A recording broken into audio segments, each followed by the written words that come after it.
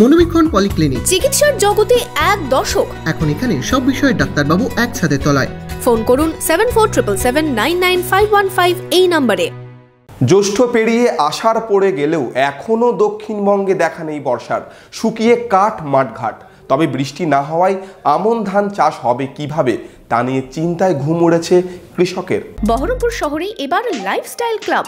Join the Arena Club at Golden Retreat. Spa, salon, swimming pool থেকে restaurant, lounge bar, জেলার একমাত্র discotheque Ignition. Enjoy your quality time with Golden Retreat. Don't miss. বৈশাখ জ্যৈষ্ঠ পেরিয়ে আষাঢ় গেলেও এখনও দক্ষিণবঙ্গে দেখা নেই বর্ষার। বৃষ্টি না হওয়ায় মাঠঘাট শুকিয়ে কাঠ।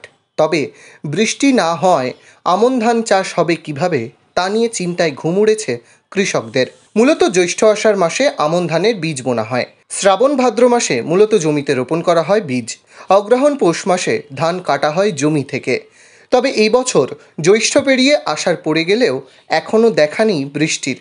বর্ষা এখনও দক্ষিণবঙ্গে না আসায় ধানের জমি ফাঁকাই পড়ে রয়েছে। ধানের বীজ ফেলিয়া বেরোয়নি, ধানের বীজ বুনতে পেরেছি না, বীজ ফেলতে পেরেছি না, বেরোয়ছে না। শশা, করলা, এই যে আবহাওয়া, এই আবহাওয়াতে সব বগালে গেল, সব কিচ্ছু নাই। চাষির অমল, দারুণ অমঙ্গল।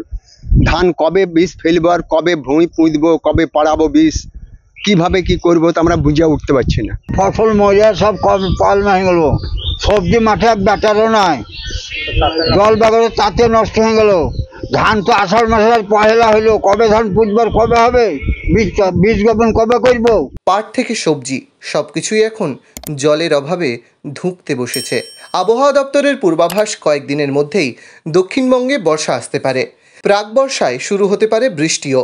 কয়েকদিনের মধ্যে বৃষ্টি হলে তবেই এবারের আমন ধান চাষ করা সম্ভব হবে, না হলে হয়তো জমি পড়েই থাকবে বলে দাবি কৃষকদের। জলের অভাবে কিছু হচ্ছে না, ধানের বীজ ফিজ রোপণ করা যাচ্ছে না, তার জন্যে কিছু কোনো রকমভাবে এগানো যাচ্ছে না বৃষ্টির অভাবে।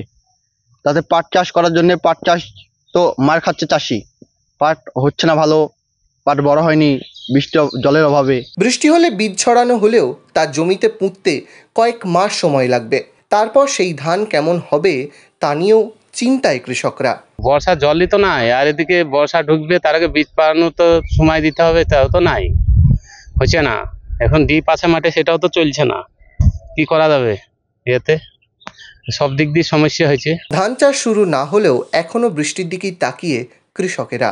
বেলডাঙ্গা থেকে রামচন্দ্র বিশ্বাসের রিপোর্ট, ইমাজিন কমিউনিটি মিডিয়া।